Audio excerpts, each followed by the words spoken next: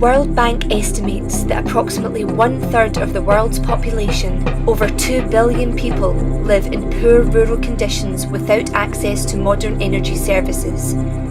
In sub-Saharan Africa, more than 500 million people rely on fuel wood for energy, many of whom are exposed to the daily inhalation of carbon monoxide from indoor biomass pollution.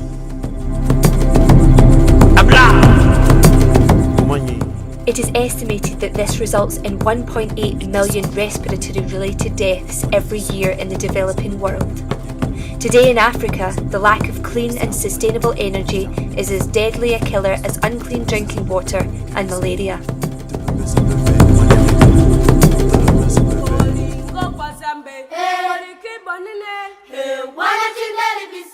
The University of Strathclyde's Electronic and Electrical Engineering Department established the Gambia Solar Project in 2006 after an approach from local children from Fintry Primary School. They wanted help to install solar power at their twin school in Sambal-Kunda in rural Gambia.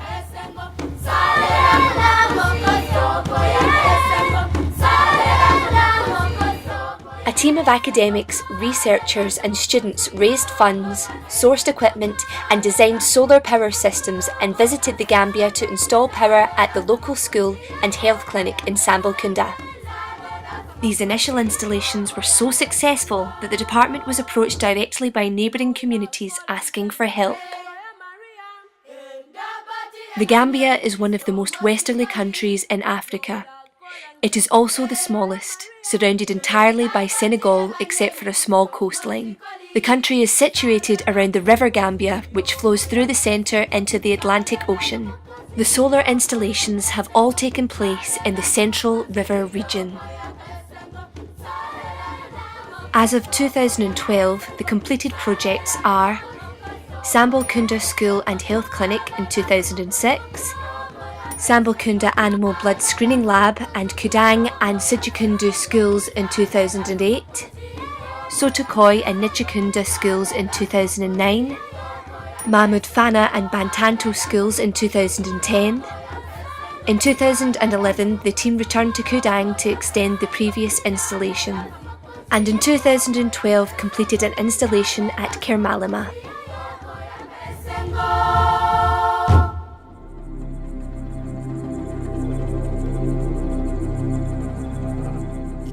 Gambia suffers from widespread poverty. 60% of its rural population live below the breadline. Of Gambia's 1.7 million people, only 400,000 have access to grid-connected electricity.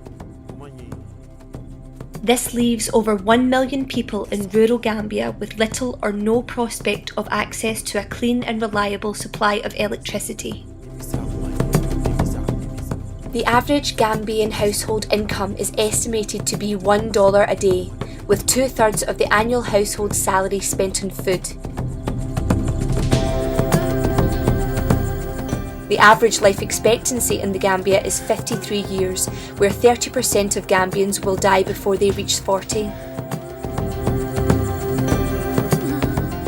While state-subsidised primary education has recently been made compulsory for children below 8 years of age, this has failed to benefit the 63% of Gambia's adult population who remain illiterate, and many of its children, particularly females, where household duties take priority over education. The inability of rural consumers to pay for energy services offers little incentive to energy suppliers to invest in the upkeep and expansion of their energy infrastructures. However, there is an alternative means of rural electrification, utilising the one natural resource that the Gambia has in abundance, but which as yet remains largely untapped: sunshine. To speak to me.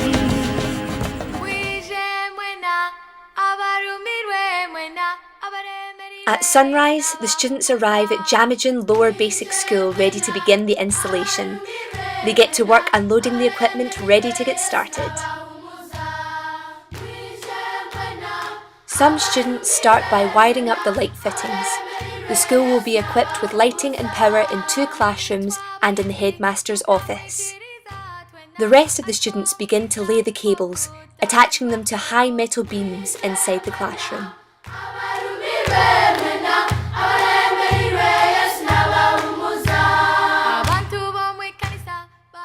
Once the cables are in place, work begins on attaching the newly wired light fittings.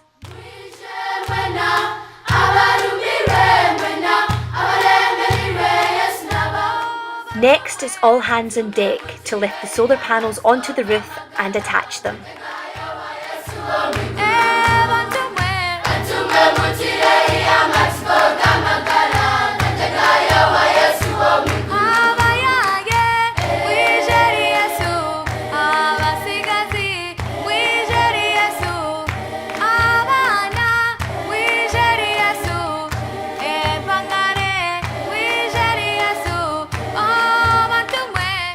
The switches are wired up and attached to the walls whilst the board is being connected up. And all that remains is to test the system.